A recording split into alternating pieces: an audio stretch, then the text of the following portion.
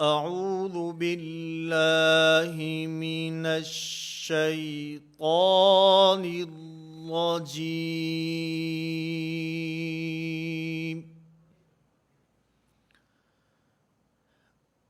بسم اللہ الرحمن الرحیم۔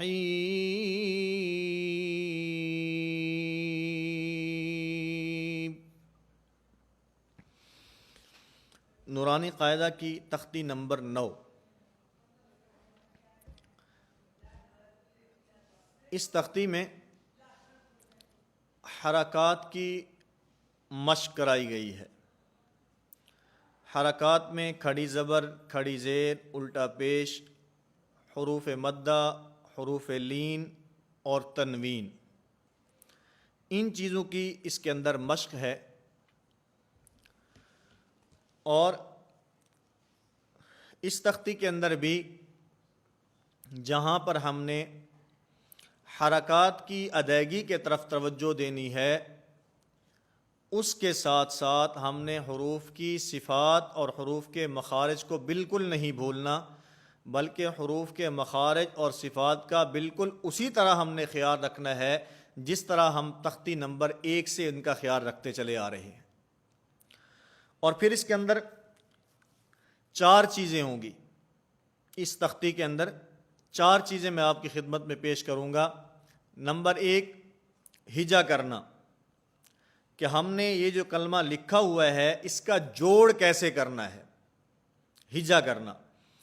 اور نمبر 2، رواں، یعنی ملا کر پڑھنا۔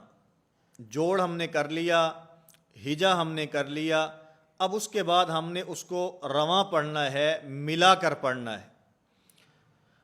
اور نمبر 3، اس کے اندر وقف، کون سے کلمے کے اوپر وقف کس طریقے پر ہوگا، یہ میں آپ کی خدمت میں پیش کروں گا۔ اور نمبر 4، اجرا۔ اجرا کا معنی کہ ہم نے جو حرکات پڑھی ہیں، کھڑی حرکات ہوں یا پھر اس کے بعد ہم نے حروف مدہ پڑھے ہیں یا ہم نے حروف لین پڑھے ہیں، اس تختی کے اندر، اس مشق کے اندر ہمارا یہ امتحان ہوگا کہ ہم آیا اس بات کو پہچان سکتے ہیں یا نہیں پہچان سکتے کہ کون سے کلمہ میں حروف مدہ میں سے کون سا حرف ہے، حروف لین میں سے کون سا حرف ہے۔ تو اس بات کی پہچان کا نام اجرا ہے۔ تو نمبر 1 ہجا کرنا، نمبر 2 ملا کر پڑھنا، نمبر 3 وقف، اور نمبر 4 اجرا۔ یہ 4 چیزیں میں آپ کی خدمت میں اس تختی کے اندر پیش کروں گا۔ اب اس تختی میں دیکھیں جو سب سے پہلا کلمہ لکھا ہے، آمانا۔ اب اس کا ہجا کرتے ہیں، حمزہ کھڑی زبر آ، میم زبر ما، آما، نون زبر نا، آمانا۔ اب اس میں ایک ہجا ہے، حمزہ کھڑی زبر آ، میم زبر ما، آما۔ اب میں تختی نمبر 6 کے تحت بھی اس بات کو ذکر کر چکا ہوں کہ اس کے اندر ہجا کرتے ہوئے پہلے حرف، اس کی حرکت، پھر اس کے بعد دوسرا حرف، اس کی حرکت، پھر ان دونوں کو آپس میں ملا کر پھر ہم تیسرے حرف کی طرف جائیں گے۔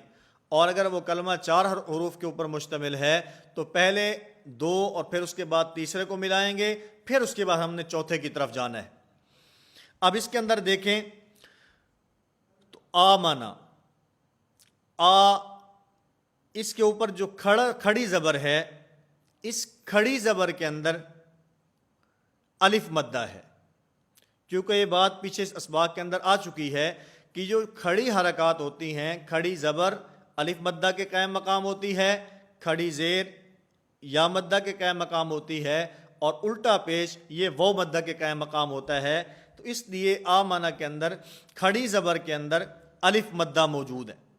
اور پھر جس وقت اس کے اوپر ہم وقف کریں گے تو وقف کرتے ہوئے آمن، آمن، یہ وقف، اس وقف کا نام وقف بالاسکان ہے، یہ بھی تختی نمبر 6 کے سبق کے اندر گزر چکا ہے۔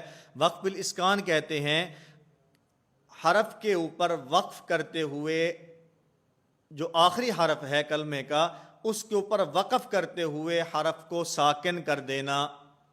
عام طور کے اوپر ہم قرآن کریم کی تلاوت کرتے ہیں تو یہی وقف ہوتا ہے، وقف بالاسکان۔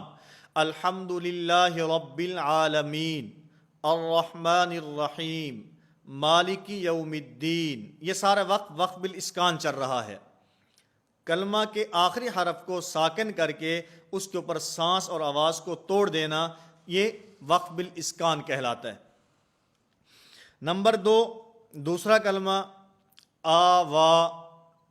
آوا، اس کے اندر حمزہ کھڑی زبر آ، واو کھڑی زبر وا، آوا۔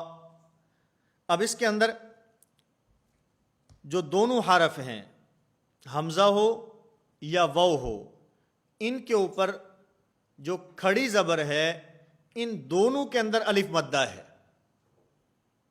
میں آپ کی خدمت میں عرض کر چکا ہوں کہ 4 چیزیں میں آپ کی خدمت میں اس تختی میں پیش کروں گا۔ نمبر 1 ہجا جوڑ کرنے کا طریقہ، نمبر 2 رواں اس کو ملا کر پڑھنے کا طریقہ، نمبر 3 اس کے اوپر وقف کیسے کرنا ہے اور یہ وقف کون سا ہوگا، اور نمبر 4 اس کا اجرا۔ تو یہ جو ہے حمزہ کے اوپر کھڑی زبر، اس کے اندر بھی الف مدہ ہے، واو کے اوپر کھڑی زبر، اس کے اندر بھی الف مدہ ہے، اس کا تعلق اجرا کے ساتھ ہے۔ ہم نے اس بات کی پہچان کرنی ہے کون سے حرف کے اوپر کون سا حرف مدہ ہے۔ بسا اوقات کھڑی زبر ہوگی اس کے اندر، کیونکہ کھڑی زبر الف مدہ کے قائم مقام، تو اس کا معنی کہ وہاں کھڑی زبر نہیں ہے بلکہ الف مدہ ہے۔ کہیں پر کھڑی زیر آئے گی تو وہاں پر اس کا مطلب کہ کھڑی زیر نہیں ہے بلکہ کھڑی زیر کی صورت میں یہاں پر یا مدہ ہے۔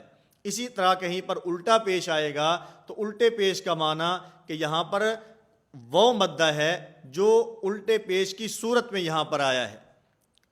تو جس طرح ہجا جوڑ کرنا، رواں ملا کر پڑھنا، وقف کا طریقہ ہم نے سمجھنا ہے، اس کے ساتھ ساتھ ہم نے اس کا اجرا بھی کرنا ہے۔ اور یہاں پر جو وقف ہوگا اس کو وقف بالسکون کہتے ہیں۔ اب آمانہ کے اندر ہم نے وقف کیا تو وقف کی صورت میں ہم نے اس کو پڑھا آمن، آمن، یہ وقف بالاسکان ہے۔ اور آوا کی صورت میں جب ہم نے اس کے اوپر وقف کرنا ہے تو وقف کرتے ہوئے اس کو اسی طرح پڑھنا ہے، آوا، جوڑ کر کے رواں پڑھیں گے تو پھر بھی آوا، اور جب وقف کریں گے تو پھر بھی اس کو آوا پڑھیں گے، اس لیے کہ اس کے اوپر وقف بالسکون ہے۔ اور وقف بالسکون کہتے ہیں کہ ساکن حرف کے اوپر سانس اور آواز کو توڑ دینا، یعنی حرف پہلے سے ساکن ہے، حرف پہلے سے ساکن ہے، اس کے اوپر صرف سانس اور آواز کو ختم کر دینے کا نام وقف بالسکون ہے۔ یہ وقف بالسکون ہے۔ جیسے قرآن کریم میں حروف مقطعات ہیں، کیونکہ حروف مقطعات کسی سے مل کر نہیں پڑھے جاتے، اس لیے ان کے اوپر حرکات بھی نہیں ہوتی بلکہ وہ پورا پورا حرف پڑھا جاتا ہے۔ الف لام میم، اب اس میم کے اوپر جو وقف ہوگا، یہ میم پہلے سے ساکن ہے، اس کو وقف بالسکون کہتے ہیں۔ اسی طرح اگر تیسرا جملہ دیکھیں، تیسرا کلمہ دیکھیں، آنیہ، حمزہ کھڑی زبر آ، نون زیر نی، آنی، یا زبر یا، آنیہ، تا دو زیر تین، آنیتن۔ اب جب اس کے اوپر وقف کریں گے تو وقف کی صورت میں آنیہ، یہ وقف بالابدال ہے۔ اور یہ بھی میں تختی نمبر 6 کے سبق کے تحت عرض کر چکا ہوں کہ وقف بالابدال کی 2 صورتیں ہوتی ہیں۔ نمبر 1، کلمہ کے آخر میں 2 زبر کی تنوین ہو تو اس کے بعد الف لکھا ہو، اس کے بعد یا لکھی ہو، اس کے بعد کچھ بھی نہ لکھا ہو، وہ 2 زبر کی تنوین الف سے بدل جاتی ہے۔ اور وقف بالابدال کی دوسری صورت، کلمہ کے آخر میں گول تا ہو جس کو تائے مدورہ کہا جاتا ہے، تو وقف کی حالت میں یہ تائے مدورہ اور گول تا ہا سے بدل جاتی ہے تو یہ وقف بالابدال کی دوسری صورت ہے آنیتن، اس سے آنیہ۔ اسی طرح چوتھا کلمہ آپ اس تختی کا دیکھیں تو اس میں ہے ایلافی، حمزہ کھڑی زیر ای، لام کھڑی زبر لا، ایلا، فا دیر فی، ایلافی۔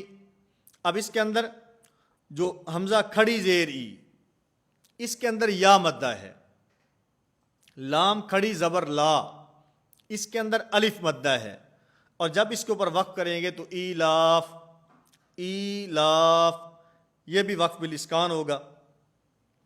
اسی طرح اب اس کے اندر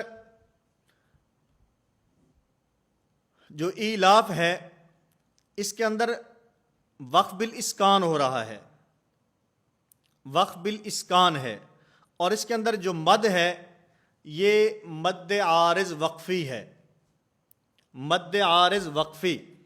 مد عارض وقفی تعریف اس کی یہ ہے کہ حرف مد کے بعد سکون عارض ہو، حرف مد کے بعد سکون عارض ہو۔ سکون عارض کا معنی کہ اس کے اوپر جو سکون آیا ہے، جو اس پر سکون کی علامت آئی ہے، جو اس کے اوپر جزم آئی ہے، جو حرکت کو ہم نے جزم سے تبدیل کیا ہے، یہ تبدیل کرنا عارضی ہے، یہ عارضی ہے، وقف کی وجہ سے ہے، اور اگر اس کے اوپر وقف نہ کریں تو پھر اس پر جزم نہیں آئے گی، بلکہ جو اس حرف کے اوپر حرکت موجود ہے وہ حرکت خود پڑی جائے گی، تو یہ مد عارض وقفی ہے۔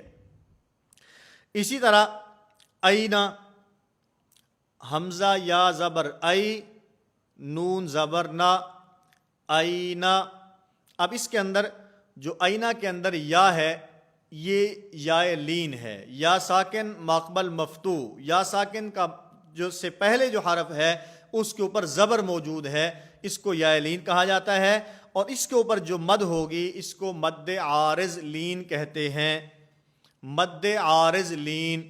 مد عارض لین کا معنی کہ حرف لین کے بعد سکون عارض ہو، اگر حرف مدہ کے بعد سکون عارض ہو تو مد عارض وقفی کہلاتا ہے، اور اگر حرف لین کے بعد سکون عارض ہو تو اس کو مد عارض لین کہتے ہیں۔ تو میں حروف مدہ کی تختی کے تحت یہ بات عرض کر چکا ہوں کہ حروف لین اور حروف مدہ ان کی ذات کے اندر درازی پائی جاتی ہے، ان کی ذات کے اندر مدیت پائی جاتی ہے۔ مدیت کی تعریف ہی یہ ہے کہ حروف مدہ اور حروف لین کی ذات کے اندر جو درازی ہو اسی کو مد کہتے ہیں، اصل میں یہی مدیت ہے۔ تو ہم نے حروف لین کی ادائیگی میں، اس کی مشق میں ہم نے اس کی مدیت کا خاص خیال رکھتے ہوئے اس کو ادا کرنا ہے کہ اس کی مدیت ختم نہ ہو جائے۔